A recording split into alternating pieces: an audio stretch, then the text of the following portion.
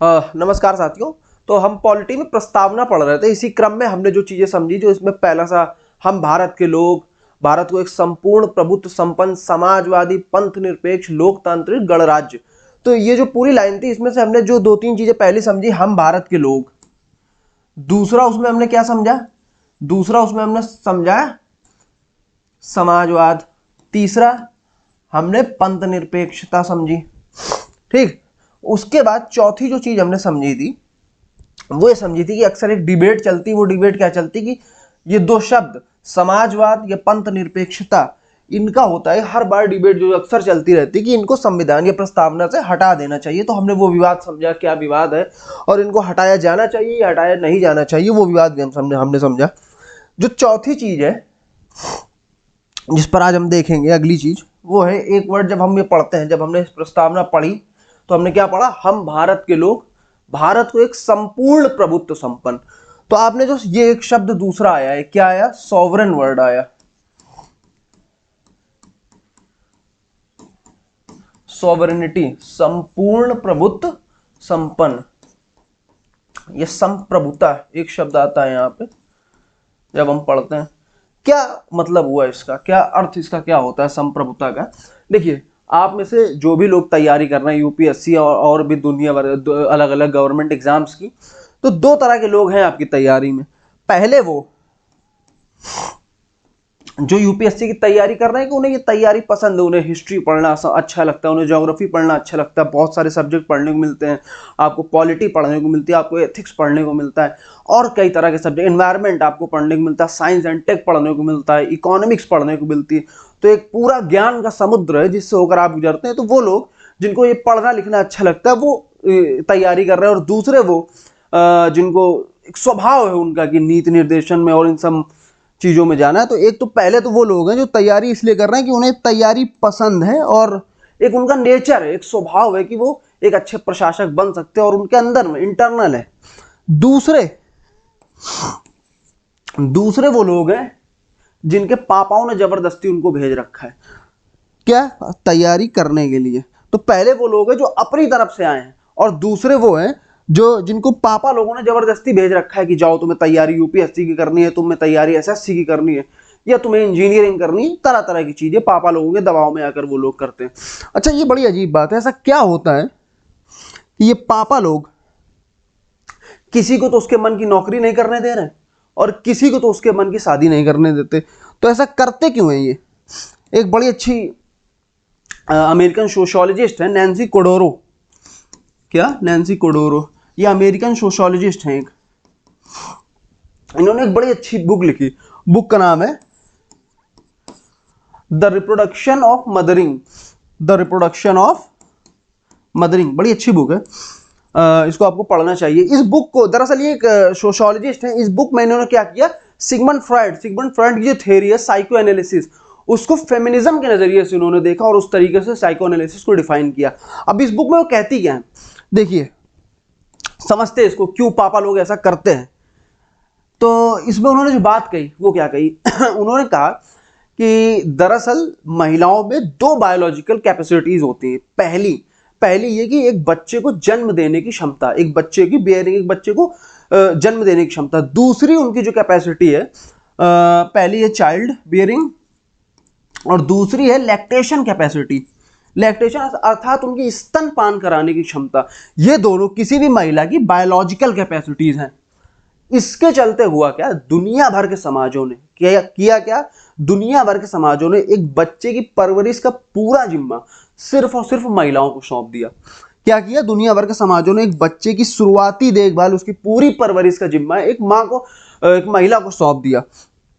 इससे हुआ क्या, देखिए, एक बच्चा अभी इस दुनिया में आया है, ठीक, और उसकी जो भी जरूरत है, उसके मतलब खाने पीने से लेकर उसकी सारी जितनी भी आवश्यकताएं सिर्फ एक व्यक्ति पर निर्भर करती हैं, वो है उसकी माँ। अर्थात एक समय वैसा आता है धीरे धीरे कि वो माँ उसकी पूरी दुनिया बन चुकी होती है। अब इस बुक में ही वो आगे बात करती है, कुछ ऐसे कारण होते हैं, कुछ कल्चरल, और जैसे जैसे बच्चा बड़ा होता है तो जैसे ही बड़ा होता है तो फिर होना ये होता है कि उसे माँ से अलग कर दिया जाता है। अब समझिए, एक माँ जो उसकी पूरी दुनिया थी, उस बच्चे को उससे अलग कर दिया गया। अब ये बच्चा विद्रोह भाव में बहुत होता है। अब ये जाकर बाहर अपनी एक दुनिया बनाता है, अपनी एक आइडेंटिटी बनाता है, अपना एक समाज बनाता है। ठीक, ये जो समाज इसने बनाया है, इस समाज में अपनी इसने जो आइडेंटिटी बनाई है, अपनी जो पहचान बनाई है, उसके लिए वो कुछ भी कर सकता है, उसके लिए वो कुछ भी कर सकता है। उसके लिए उसकी बनाए हुए समाज में उसका सम्मान, उसकी आइडेंटिटी बहुत ही मायने रखती है। अब इसको हम समझते क्या है, देखिए मान लीजिए एक व्यक्ति है, ठीक, उनकी एक पुत्री है, पुत्री का प्रेम संबंध मान लीजिए, जो कि स्वाभाविक है इस उम्र में। अगर पुत्री 22, 20, 21, 25 और ये सब चल रहा है, तो प्रेम संबंध एक स्वाभाविक सी प्रक्रिया है, एक नेचुरल प्रोसेस है, प्रेम संबंध हो जाता है। अब संबंध प्रेम किसी ऐसे व्यक्ति से हुआ है जो कास्ट में उनसे एक कदम, एक लेवल थोड़ा सा नीचे है। अब होता क्या है, ये व्यक्ति जो पापा है उनके, वो समाज में अपने दोस्तों के साथ बैठे हैं। अब दोस्त क्या करें, और भाई ठाकुर साहब सुना है लड़की का प्रेम संबंध कहीं चल रहा है, शादी करने के लिए वहीं बातचीत कर रही। इसके साथ एक कुटिल सी मुस्कान, ये जो मुस्कान है कुटिल सी, ये अब एक बाप के तन बदन में आग लगा देती है। अब ऐसे बाप जब घर जाते हैं तो अपनी बेटियों को, आप जो ऑनर किलिंग का जो पूरा मुद्दा है, आप इसके पॉइंट ऑफ व्यू समझ सकते हैं कि क्यों ऑनर किलिंग जैसे ये केसेस होते हैं, इसको एक इस पॉइंट ऑफ व्यू से समझा जा सकता है। दूसरा, ये पापा शादी क्यों नहीं करने देते हैं, इसलिए क्योंकि ये शादी उस समाज में उनकी आइडेंटिटी को गिरा रही, उनके सम्मान को खत्म कर रही, जो दुनिया उन्होंने बनाई थी। दूसरा,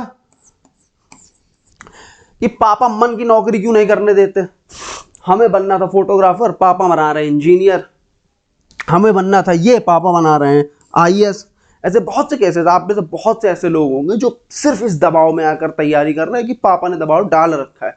अब होता क्या है, देखिए मान लीजिए फिर पापा अपनी 4-5 दोस्तों के साथ यहाँ बैठे हुए हैं, ठीक, इतने में इसी दिन आज UPSC का रिजल्ट निकला है। अब रिजल्ट में दरअसल हुआ यह है कि शर्मा जी के लड़के का ऑल इंडिया रैंक 1, चलिए 10 रख लेते हैं, शर्मा जी के लड़के की रैंक ऑल इंडिया रैंक 10 आ गई। अब होता क्या इतने में, यहाँ जितने भी लोग वहां बैठे हैं शर्मा जी को एक सब बधाइयां दे रहे हैं, एक सम्मान की दृष्टि से इन लोगों में शर्मा जी का औहदा थोड़ा सा बढ़ गया, शर्मा जी का सम्मान थोड़ा सा बढ़ गया। अब पापा भी आपके वहीं पर थे, सुन रहे हैं सारी बातें। अब जब ये सब सारा ड्रामा खत्म हुआ, पापा घर आते हैं और देखते हैं कि हमारे जो सलीम साहब हैं, हमारे जो शहजादे हैं, वो बढ़िया टीवी चलाकर चिप्स लेकर सैयारा मूवी देख रहे हैं। अब जब ये देखा तो तुरंत पिताजी के तन बदन में आग लग गई, और जैसे ही आग लगी तो पहले कस के जूतम पैजार हुई, उसके बाद जो भी उनकी आर्थिक स्थिति है उस हिसाब से इनको इलाहाबाद या दिल्ली जाकर भेज दिया गया कि जाओ अब तुम्हें तैयारी करनी है और IAS बन के ही वापस आना है। तो क्या हो रहा है, पापा ये कारण है, इस वजह से ये जो पापा लोग हैं कि किसी को तो मन की शादी नहीं करने दे रहे हैं और किसी को मन की नौकरी नहीं करने दे रहे। तो आप में से वो लोग, तो हम किसकी बात कर रहे थे, संप्रभुता की बात कर रहे थे। आप में से वो लोग जो तैयारी अपनी मर्जी से कर रहे हैं UPSC की, वो तो संप्रभु है, सोवरेन है। लेकिन वो लोग जो तैयारी अपनी मर्जी से नहीं कर रहे हैं, जो पापा के दबाव में आकर कर रहे हैं, वो संप्रभु नहीं है। तो संप्रभुता का मूलतः मतलब क्या हुआ कि आपके जो भी निर्णय हैं, आप जिस तरह के भी निर्णय ले रहे हैं, वो पूर्ण स्वतंत्र होने चाहिए, उनमें किसी भी तरह का बाहरी या आंतरिक दबाव नहीं होना चाहिए। तो कुल मिला के जो संप्रभुता या सोवरेनिटी का मतलब ये होता है। अब इसको हम समझते हैं, क्या समझते हैं, ये जो शब्द दिया हुआ है हमारे संविधान में, ठीक, हम भारत के लोग भारत को एक संपूर्ण प्रभुत्व संपन्न, तो अगर इसको भारत के नजरिए से देख लिया जाए, किसी राष्ट्र के नजरिए से, तो एक राष्ट्र जो भी नीतियां बना रहा, जो भी कानून बना रहा, जो भी विधियां बना रहा, वो चाहे आंतरिक विधियां हो या बाह्य विधियां हो, उन पर किसी भी तरह का आंतरिक या बाह्य दबाव नहीं होना चाहिए। वो विधियां पूर्ण रूप से स्वतंत्र होनी चाहिए किसी भी तरह के दबाव से, तब ऐसा राज्य संप्रभु राज्य कहलाएगा। अब इसको समझते हैं, एक तो हो गया सोवरेनिटी, ठीक, दूसरा हो गया एब्सोल्यूट सोवरेनिटी, ठीक,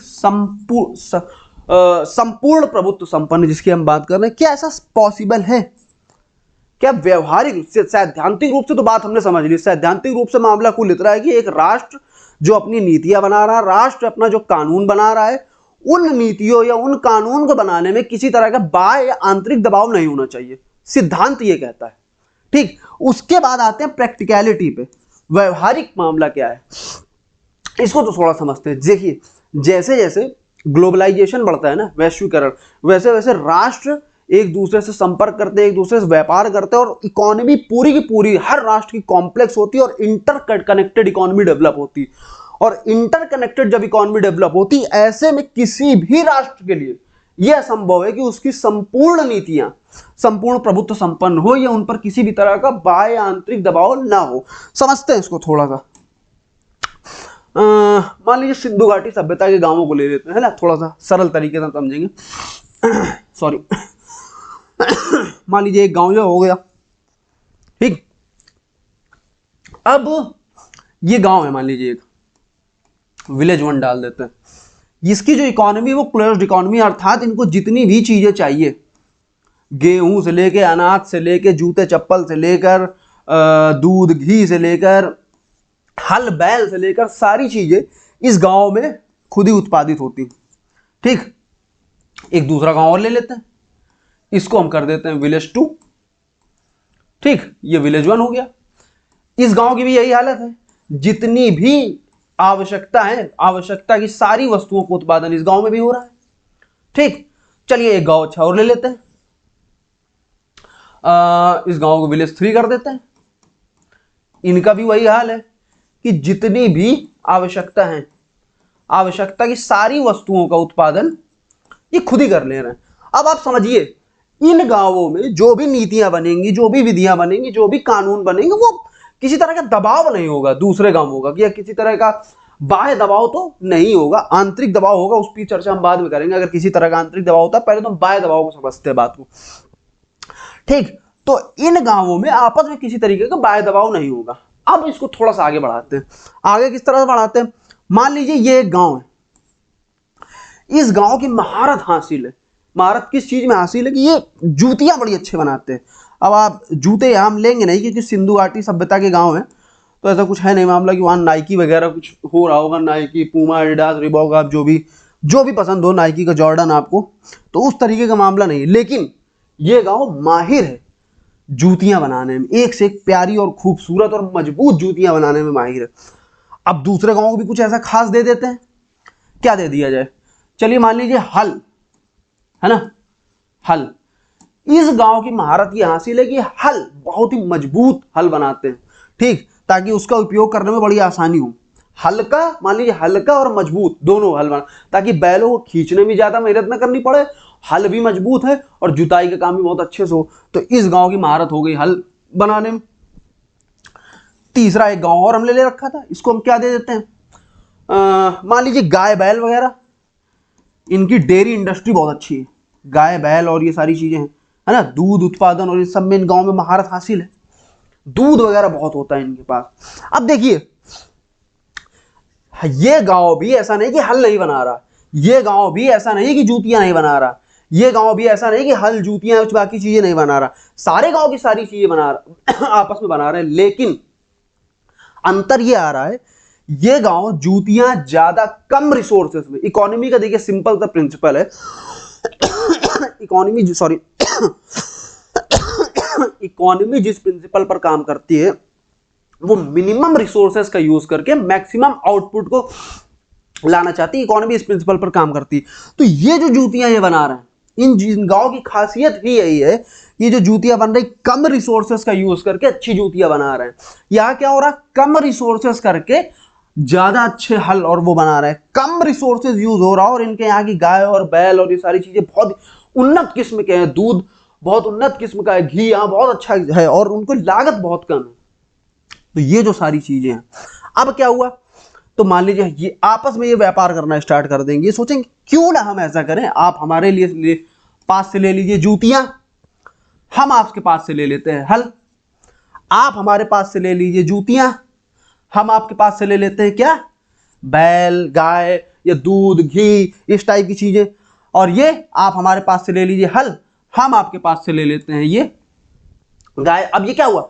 आपस में इन्होंने व्यापार करना स्टार्ट किया। अब जब ये व्यापार आपस में करेंगे तो आपस में एक दूसरे से मिलेंगे। तो शुरुआत तो हुई व्यापार से, लेकिन धीरे धीरे सांस्कृतिक आदान प्रदान, विचारों का आदान प्रदान होता जाएगा और धीरे धीरे ये एक विलेज के रूप में बन जाएंगे, मतलब एक ग्लोबल विलेज, एक इंटरकनेक्टेड विलेज के रूप में हो जाएंगे। अब आप देखिए, ये आपस में इन्होंने एक ऐसी इकोनॉमी डेवलप कर ली जो इंटरकनेक्टेड इकोनॉमी है, ठीक। अब अगर इस गांव में कोई ऐसा फैसला लिया जाता है जो इस गांव को प्रभावित करता है, या इस गांव में कोई ऐसा फैसला लिया जाता है जो इस गांव को प्रभावित करता है, तो आप स्वाभाविक रूप से एक दबाव तो होगा ही होगा। अब यहां पे जो नीतियां बनेंगी, यहां पे जो भी नीतियां बनेंगी, वो नीतियां संपूर्ण प्रभुत्व नहीं होंगी, उनमें कुछ न कुछ दबाव होगा, ठीक। यही हम राष्ट्रों के उस पर समझ लेते हैं। राष्ट्रों में क्या होता है, एक राष्ट्र, दूसरा राष्ट्र, तीसरा राष्ट्र, चौथा, जितने भी हैं ये सब आपस में इंटरकनेक्टेड है, आपस में एक कॉम्प्लेक्स इकोनॉमी डेवलप कर रखी है। इसके चलते एक राष्ट्र की नीतियां दूसरे राष्ट्र पर प्रभाव डालेंगी। इस तरीके आप हमेशा सुनते रहते हैं WTO का मुद्दा। क्या मुद्दा है? अक्सर भारत अपने किसानों को सब्सिडीज देने की बात करता है, WTO मना करता है कि नहीं, आप गलत कर रहे हैं। और यूएस और अमेरिका और भारत के बीच का ये मुद्दा अक्सर WTO में, world trade organisation, united nation, world health organisation और ये WTO आपका, ये जितने भी वैश्विक संस्थाएं, ये सारी की सारी, इनका एक तरह से दबाव तो रहता ही रहता है। कि क्या दबाव? कि नीतियां जो हैं ये संपूर्ण प्रभुत्व अब व्यवहारिक रूप में उतनी नहीं हो पाएंगी। ये बाह्य दबाव हुआ। दूसरा हम जो बात कर रहे थे कि आंतरिक दबाव,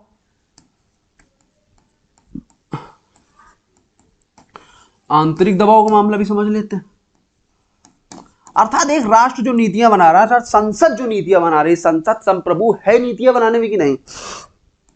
तो देखिए अक्सर क्या होता है, जब भी कोई कानून ऐसा आता है जो फंडामेंटल राइट के विरुद्ध है ना, कोई भी ऐसा कानून जो विधायिका बना रही है, जो संसद बना रही है, जो हमारे मूल अधिकारों के विरुद्ध है, उस पर तुरंत न्यायपालिका एक्टिव हो जाती है और वो तुरंत बोलती कि नहीं, आप गलत कर रहे हैं, आप संविधान की मूल भावना के विरुद्ध जा रहे हैं, आप फंडामेंटल राइट के विरुद्ध जा रहे हैं। तो कहीं ना कहीं एक ये दबाव हुआ। दूसरा दबाव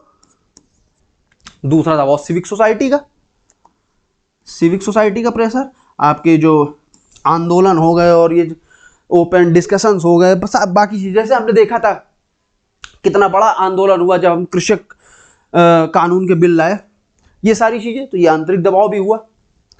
अब जो एक इसमें अगली बात हमें देखनी है, वो ये देखनी है कि भारत में राज्य संप्रभु है नहीं, संसद तो संप्रभु है, राज्य संप्रभु है नहीं। देखिए संविधान में हालांकि व्यवस्था दी गई है, सूचियां कर दी गई किन विषयों पर कौन कानून बनाएगा, 3 सूची कर दी गई। एक राज्य सूची कर दी गई, राज्य सूची,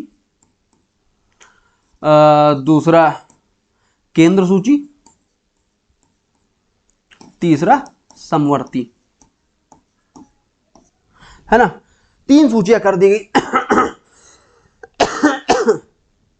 अब मामला यह है कि राज्य अपने कानून बनाने में स्वतंत्र हैं, जो विषय राज्य सूची में दिए गए हैं, केंद्र जो विषय केंद्र की सूची में दिए गए उस पर बनाने। लेकिन जब समवर्ती सूची की बात आती है तो दोनों कानून बना सकते हैं, लेकिन अगर आपस में कानूनों का टकराव हुआ तो वो कानून प्रभावी माना जाएगा, वो कानून निरस्त कर दिया जाएगा जो राज्य का कानून होगा, और प्रभावी वो कानून माना जाएगा जो केंद्र का कानून होगा, जो नियम कानून, जो विधियां संसद बनाएगी।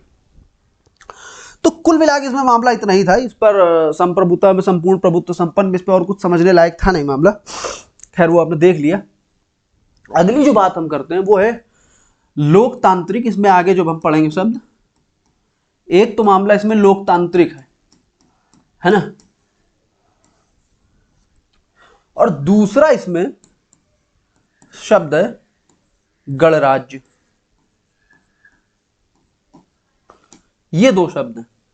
अच्छा, सामान्यतः ऐसा देखा जाता है, सामान्यतः इन दोनों शब्दों का मतलब एक ही है, चाहे वो लोकतांत्रिक हो या गणराज्य हो, सामान्यतः इन दोनों शब्दों का मतलब अर्थ एक ही है। तो ऐसा क्या कारण था कि हमने केवल और केवल लोकतंत्र क्यों नहीं लिख दिया, या केवल और केवल गणतंत्र या गणराज्य ने क्यों नहीं लिख दिया? क्या जरूरत थी कि प्रस्तावना में इन दोनों शब्दों का चयन करना पड़ा, ये दोनों शब्द हमें प्रस्तावना में लाने पड़े? देखिए अंग्रेजों ने भारत में लगभग, मान लीजिए लगभग 250 सालों तक राज किया। इस पूरे क्रम में उन्होंने एक पूरी पूरी व्यवस्था का निर्माण किया, पूरी एक राज व्यवस्था निर्मित कर दी, पूरा एक राजनीतिक तंत्र निर्मित किया कि किस तरह से शासन किया जाए।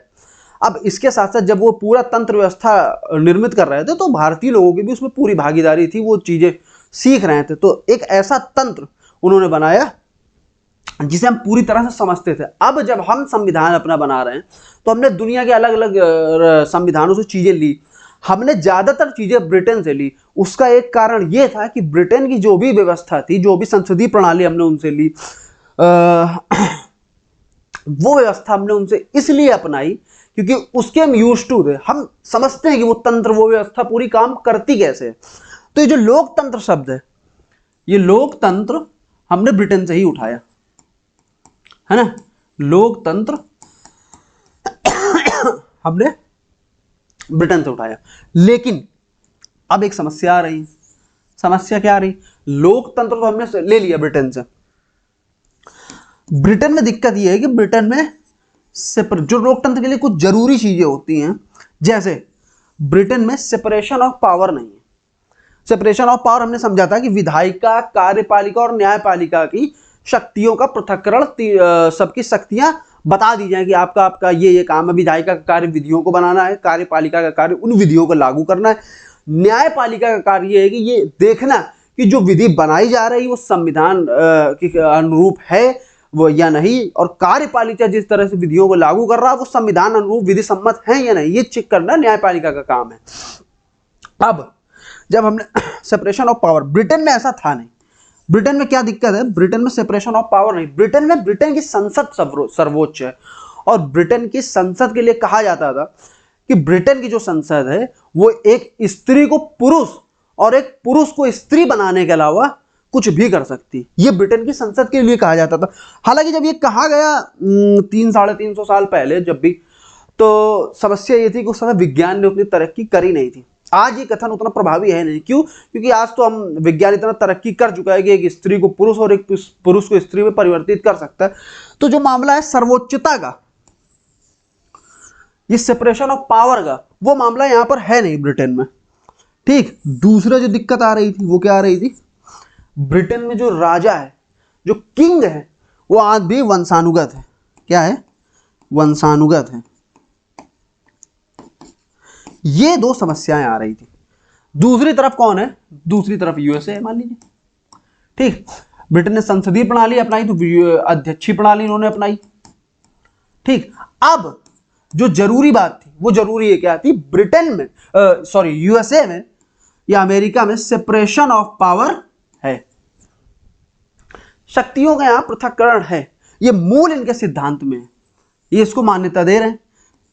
दूसरा जो प्रेसिडेंट है वो निर्वाचित है। यहां पर प्रेसिडेंट जो राष्ट्रपति है यहां पर निर्वाचित है। ब्रिटेन की तरह उनके जो राजा है ऐसा नहीं वंशानुगत है। तो हमारे यहां क्या है? हमारे यहां जो राष्ट्रपति वो भी निर्वाचित होते हैं। तो इसलिए ब्रिटेन में मान लीजिए गणतंत्र, इसलिए हुआ ये कि हमने सामान्यता दोनों व्यवस्थाएं या दोनों शब्दों को इसमें शामिल कर लिया। तो ये एक मुद्दा था कि लोकतंत्र और गणतंत्र ये दोनों ही शब्द क्यों शामिल किए गए, तो उसका रीजन मोटा मोटा ये है। तो ये तो बात आपको सामान्यता पुस्तकों में मिल जाएगी। किसी पुस्तक को आप लक्ष्मीकांत और बाकी पुस्तकें जो भी पढ़ेंगे उन पर ये बात चीज मिल जाएगी। मैं जो बात दूसरी करना चाह रहा था कि इन शब्दों को लेके थोड़ा सा हम चर्चा और कर ले कि जिस तरह एग्जाम का पैटर्न है, जिस तरह के सवाल पूछे जाते हैं, तो एक जो सवाल बनता है जिस पर थोड़ा सा चिंतन करने वाला सवाल है, आपके ऐसे वगैरह में भी पूछा जा सकता है, वो ये है कि वर्तमान युग में लोकतंत्र इसकी स्थिति क्या है? लोकतंत्र को हम कैसे देखें? जिस तरह से पूंजीवाद बढ़ रहा है, जिस तरह से तकनीकी विकास हो रहा है, इन सब के चलते वर्तमान में या भविष्य में लोकतंत्र की क्या स्थिति हो रही है या होगी, वर्तमान में क्या है या भविष्य में लोकतंत्र की क्या स्थिति होगी, इस चीज को हम समझते हैं थोड़ा सा।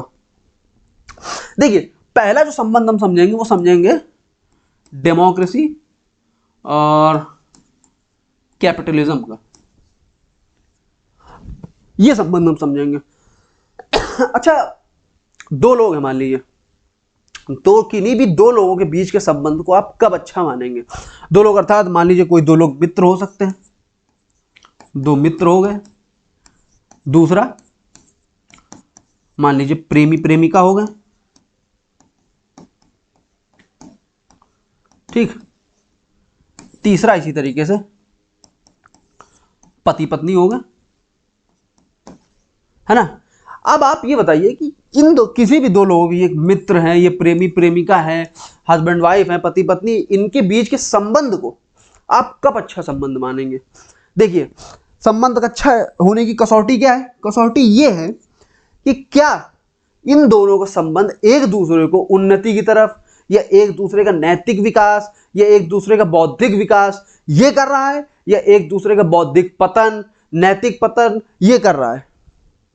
तो कोई भी संबंध, चाहे वो प्रेमी प्रेमिका, अब देखिए आप समझिए महत्व, प्रेमी प्रेमिका है, रोज ही किसी बात पे चिक चिक, लड़ाई झगड़ा, ये वो तू मैं चल रही है, रोज ही कुछ ना कुछ, आदमी धीरे धीरे एंग्जाइटी, डिप्रेस्ड और प्रताड़ित होने लगेगा धीरे धीरे। अब वो क्या होगा, वो जीवन में उसके आगे कुछ कर ही नहीं पाएगा और इसी सब में फंसा रहेगा।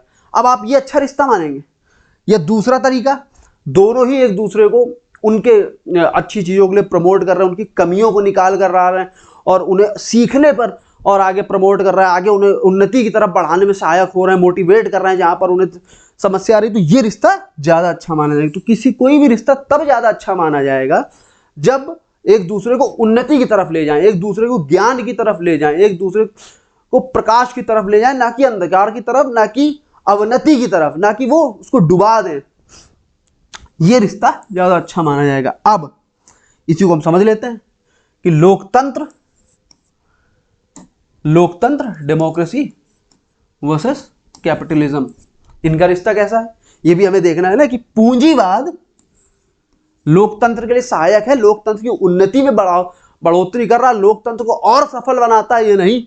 ये डेमोक्रेसी उल्टा आप देख लीजिए, लोकतंत्र पूंजीवाद के लिए अच्छा है या नहीं, लोकतंत्र पूंजीवाद को और सफल बनाता है या नहीं। इन दोनों देखिए, लोकतंत्र का अगर सीधा सा एक मतलब मैं समझूं तो कोई भी डिसीजन, इन दोनों को थोड़ा समझ लेते हैं। लोकतंत्र का मतलब है, देखिए मान लीजिए ये है एक निर्णय, ठीक। अब दो लोग हैं, हमें एक निर्णय पर पहुंचना है। इस निर्णय पर पहुंचने का एक तरीका तो ये हो गया, क्या तरीका हो गया, कि ये व्यक्ति आए, मान लीजिए पापा हैं, पापा ने क्या कर दिया, आदेश दे दिया। आदेश क्या दे दिया कि हमने आपकी शादी यहां फिक्स कर दी है और ये होनी है, ये निर्णय पहुंच गया। या हमने आपके लिए सोच लिया है, आपको यूपीएससी की तैयारी करनी है, ये निर्णय सीधा। और दूसरा तरीका ये हो कि ये दोनों आपस में क्या करें, संवाद स्थापित करें, तर्क वितर्क करें, और तर्क वितर्क करके जिस निर्णय पर पहुंच रहे हैं वो निर्णय दूसरा हो रहा है। तो ये जो प्रक्रिया है, एक प्रक्रिया में सीधा सीधा निर्णय सुना दिया गया, और ये निर्णय सुना दिया गया, तो ये किस तरह की प्रक्रिया है, ये तानाशाही, ये टोटलिटेरियनिज्म कह लीजिए, अथॉरिटेरियनिज्म आप इसको कह लीजिए, जो भी कहें आप। दूसरा तरीका लोकतांत्रिक है, लोकतांत्रिक जिस पर किसी निष्कर्ष पर जब हम पहुंचते हैं तब क्या होता है, निष्कर्ष पर किस तरह के माध्यम से पहुंचते हैं, संवाद के माध्यम से। अब हमारी संसद में विधियां बनती है, किस तरह से बनती है, एक बिल लाया जाता है, सदन में रखा जाता है, फिर क्या होता है, उस बिल पर चर्चा होती है। एक तरीका तो यह है कि बिल लाए, मान लीजिए ठीक, मंत्री जी बिल लेकर आए और बिल पास करा दिया गया, ठीक, लोकसभा से भी, राज्यसभा से भी, राष्ट्रपति का हस्ताक्षर होगा और बिल पास हो गया।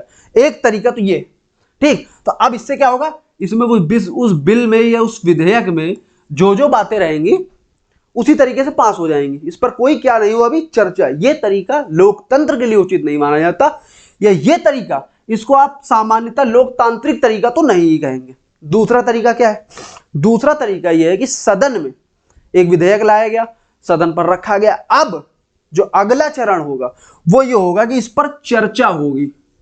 क्या होगी, बिल पर चर्चा होगी पहले सदन में, और जब इस पर चर्चा होगी तो कुछ ऐसी चीजें हैं जिस पर लोगों की सहमति नहीं बनेगी कि भाई ये अमुक बात ये थोड़ा सा कम समझ में आ रही है, इस पर बात होनी चाहिए, फिर इस पर तर्क वितर्क होंगे, फिर इसमें कुछ चेंजेस होंगे। अब बिल उसे, और जब चेंजेस होंगे, देखिए तर्क वितर्क करने का, ये संवाद करने का और मतलब ये है कि हमारा जो विचार था वो ज्यादा उचित हो गया, ज्यादा ऊंचाई पर जाए, ज्यादा अच्छा विचार है। तर्क वितर्क करने का सीधा सा मतलब यही कि एक ज्यादा अच्छे विचार की तरफ बढ़ना। जैसे मान लीजिए दो विचार है, हम लोकतंत्र को थोड़ा समझते हैं। मान लीजिए दो विचार है, पहला विचार क्या है, लाइफ को लेके मान लीजिए दो विचार है, लाइफ फिलॉसफी कैसी होनी चाहिए, कि लाइफ को कैसे जिया जाए, इसको लेके दो विचार है। एक विचार ये मानता है कि भाई जो जीवन जीने की पद्धति है ना, वो प्राचीन पद्धति बहुत अच्छी पद्धति है ना। और दूसरा जो माने कि नहीं नहीं, कैसी बात कर देते हो, ये बिल्कुल गलत बात आपने कर दी, जीवन जीने की जो सही पद्धति है वो आधुनिक पद्धति है, आधुनिक तरीके से जीवन जीना चाहिए। और दूसरा कह रहा है कि नहीं, प्राचीन तरीके से जीवन जीना चाहिए। अब लोकतंत्र क्या करेगा, लोकतंत्र करेगा ये कि नहीं भाई, चर्चा होगी, और चर्चा होगी, तर्क वितर्क होंगे।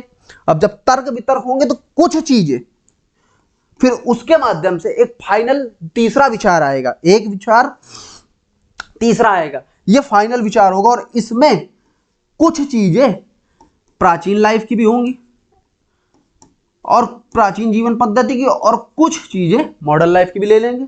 अब क्या हुआ, ये ज्यादा सही तरीका हो गया ना, ज्यादा अच्छा विचार निकल कर आया कि इसमें वो भी तत्व हैं जो प्राचीन जीवन पद्धति को सब, जैसे अब योग करना है, नियमित अच्छा आहार और सारी चीजें, मॉडर्न लाइफ की अलग वो हो गया, तो दोनों को मिक्स कर दिया और एक अच्छा विचार आ गया। तो लोकतंत्र मूलतः एक छन्नी की तरह है। छन्नी की तरह मतलब क्या, जैसे मान लीजिए एक व्यक्ति है, एक के पास दूध है, एक के पास चाय की पत्ती है, एक के पास इलायची है, एक के पास अदरक है, सारी चीजें हो गई। अब क्या हुआ, इनको आपस में मिला के गर्म किया गया। गर्म किया गया, जब गर्म किया जा रहा, तो ये गर्म करने के किस चीज को प्रतीक है, ये संवाद हो रहा। इसके माध्यम से फिर क्या हुआ, एक फाइनल प्रोडक्ट निकल कर आया, जो ज्यादा अच्छा प्रोडक्ट, वो क्या निकल कर आया, वो चाय निकल कर आई। अब चाय को हमने क्या किया, छान लिया, बाकी जो अलग कचरा चीजें थी जो बच गई, उसमें जो बेकार की चीजें थी, चाय पत्ती बची और इलायची कूटा हुआ सब बचा, वो छान लिया हमने चन्नी से। तो लोकतंत्र यही तो कर रहा है, जो दोनों विचारों में खराब खराब चीजें थी उनको क्या कर दिया, उनको हटा दिया, और जो अच्छी अच्छी चीजें थी उनको शामिल कर लिया, और फाइनल एक अच्छा विचार आ गया। तो लोकतंत्र कुल मिला के मतलब यह है कि कोई भी निर्णय जो भी लिया जाएगा वो संवाद के माध्यम से लिया जाएगा, क्योंकि किसी भी निष्कर्ष पर पहुंचने का जो अच्छा तरीका है वो संवाद है, ना कि एक व्यक्ति आके फरमान जारी कर दे। अब जो लोकतंत्र है, थोड़ा सा हम इसको समझ लेते हैं। अब ये जो लोकतंत्र है, इसकी शुरुआत कहां से मानी जाए, अब परिभाषा याद रखे रहिएगा, फिर हम इस पर थोड़ा सा चलते हैं। शुरुआत एक तो हम मानते हैं कि प्राचीन एथेंस से, ग्रीस, एथेंस, डेमोक्रेसी। क्यों, क्योंकि वहां पे एक ऐसा उन्होंने तंत्र डेवलप किया जहां पर जो भी निर्णय ले रहे हैं, वो निर्णय, मान लीजिए एक सभा होती थी और सभा में इस पर चर्चा होती थी, विचार होते थे, और उस विचारों के माध्यम से, उस तर्क वितर्क के माध्यम से किसी निष्कर्ष पर पहुंचते थे। तो ये माना जाता है कि इंस्टीट्यूशनल रूप में एथेंस में डेमोक्रेसी देखने को मिलती है, प्राचीन डेमोक्रेसी। लेकिन इसमें एक समस्या थी।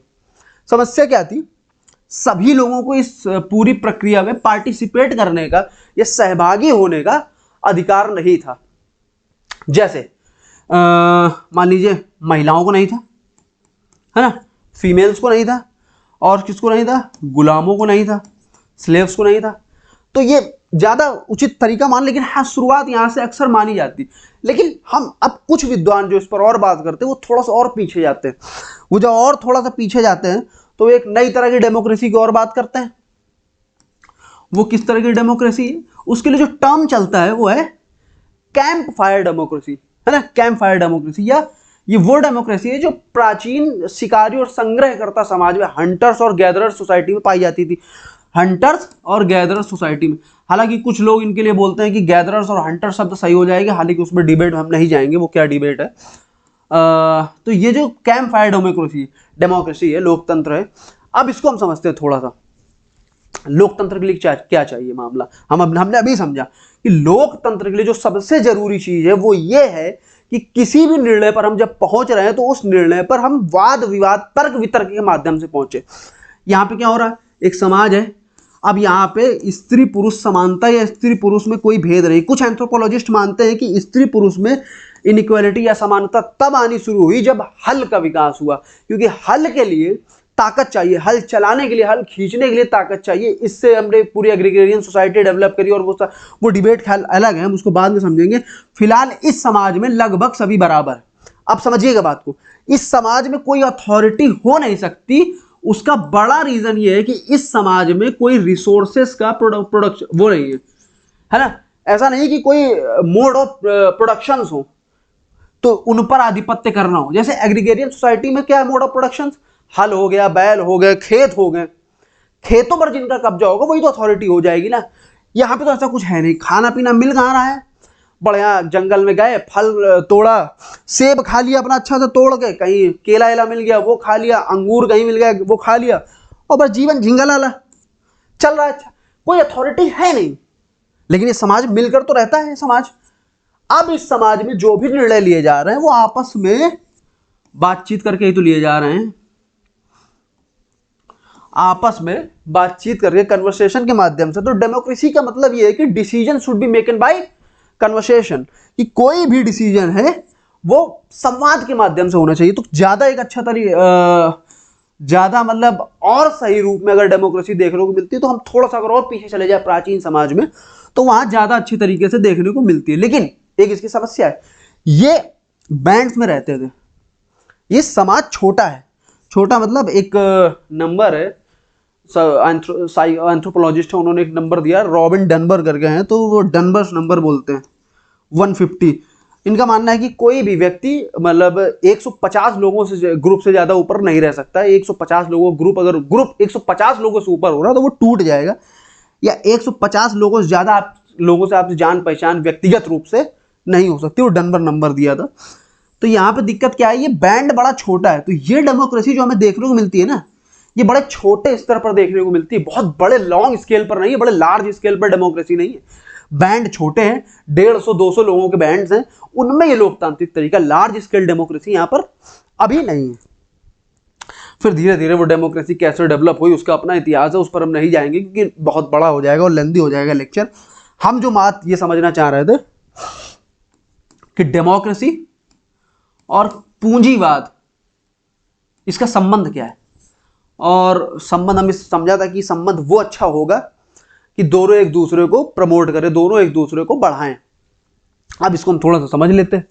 देखिए पूंजीवाद ने क्या किया ना, इंडस्ट्रियल रेवोल्यूशन हुआ, और इंडस्ट्रियल रेवोल्यूशन और पूंजीवाद के चलते समाज में एक नए वर्ग का उदय हुआ, और वो नया वर्ग क्या है, वो नया वर्ग है मध्यम वर्ग, जिसे हम कह रहे हैं मिडिल क्लास। देखिए इससे पहले क्या हो रहा है, समाज में दो वर्ग हैं, एक हैव्स एक हैव्स नॉट, या एक रिच एक पुअर। ठीक, ये अपना पढ़ा लिखा समाज है, सारा कुछ है, सारी शक्तियां इनके हाथों में केंद्रीकृत है, सारी चीजें। ये गरीब समाज है और खाने के इनके ठीक से मिल जाए वही अच्छा है, लोकतंत्र और इन सब चीजों पे क्या मैटर रखेंगे। ये वो समाज है, ये जो मिडिल क्लास है, खाने को भी मिल रहा है, इतना अर्जित कर रहे हैं नौकरियों के माध्यम से, बाकी चीजों के माध्यम से पेट भर रहा है। ठीक, तो फूड न्यूट्रिशन इनको सब मिल रहा है। दूसरा जो सबसे बड़ी बात है, ये समाज शिक्षित समाज है। कैसा समाज है ये समाज? शिक्षित समाज है। अब लोकतंत्र के लिए जो सबसे बड़ी चीज चाहिए वो चाहिए शिक्षा। क्यों? क्योंकि शिक्षा वो शेरनी का दूध है, जो पिएगा वही दहाड़ेगा, जैसा कि डॉक्टर अंबेडकर कहते हैं कि ये शिक्षा है ना, ये आपको सवाल पूछना सिखाती है। ये शिक्षा जो है ये आपको तर्क करना सिखाती है। क्योंकि लोकतंत्र हमने क्या समझा था, लोकतंत्र के लिए जरूरी यह है कि निर्णय संवाद के माध्यम से लिए जाए, निर्णय तर्क वितर्क के माध्यम से लिए जाए।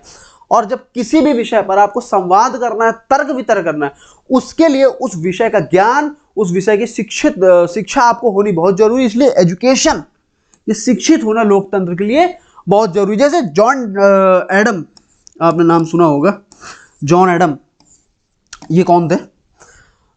जॉन एडम अमेरिका के सेकंड प्रेसिडेंट थे, दूसरे राष्ट्रपति थे, और प्रेसिडेंट के साथ साथ एक फिलोसोफर भी थे, है ना। जॉन एडम एक फिलोसोफर भी थे जो अमेरिका के दूसरे राष्ट्रपति थे। इन्होंने बड़ी ही कमाल की बात कही। इन्होंने कहा अमेरिकन रेवोल्यूशन इसलिए पॉसिबल हो पाया क्योंकि हमारे जो रेवोल्यूशनरी थे वो पढ़े लिखे शिक्षित व्यक्ति थे। जो भी महिला पुरुष उस रेवोल्यूशन में थे वो सारे सभी के सभी पढ़े लिखे और शिक्षित थे। आप दुनिया की कोई भी क्रांति देख लीजिए, या दुनिया का कोई भी क्रांतिकारी देख लीजिए, वो शिक्षित क्रांतिकारी होगा। आप हमारे यहां देख लीजिए, महात्मा गांधी खूब पढ़ते थे, ठीक। अभी एक फूले में हुई है, ज्योतिबा राव फूले, पढ़े लिखे व्यक्ति थे, ठीक। तीसरी एक भगत सिंह का आप एग्जांपल लीजिए। भगत सिंह खूब पढ़ते थे, बहुत ही ज्यादा पढ़ते थे भगत सिंह। उनके बारे में तो कहा जाता है कि जिस संस्था से वो जुड़े थे वो कभी उनके पढ़ने की भूख शांत ही नहीं कर पाई, इतनी पुस्तकों की डिमांड वो करते थे। तो भगत सिंह खूब पढ़ते थे। कोई भी आप ऐसा कैसा क्रांतिकारी उठा के ले आइए जो पहले उसने खुद को शिक्षित किया है। तो क्रांति का जो पहला कदम है वो खुद को शिक्षित करना है। राजा राम मोहन राय को आप ले लीजिए, पहले खुद की शिक्षा। दयानंद सरस्वती को आप ले लीजिए, विवेकानंद को आप ले लीजिए, खुद की शिक्षा पहले सर्वप्रथम जरूरी। तो जो जॉन एडम ने जो बात कही वो कही कि ये अमेरिकन रेवोल्यूशन इसलिए पॉसिबल हो पाया क्योंकि हमारे जो क्रांतिकारी थे वो पढ़े लिखे थे और उन्होंने लोकतंत्र के लिए, जॉन एडम ने जो बात कही, लोकतंत्र के विरुद्ध जो सबसे बड़े दो खतरे बताए उसमें से पहला उन्होंने बताया इग्नोरेंस। इग्नोरेंस मतलब ज्ञान ना होना, अशिक्षित होना, शिक्षित ना होना।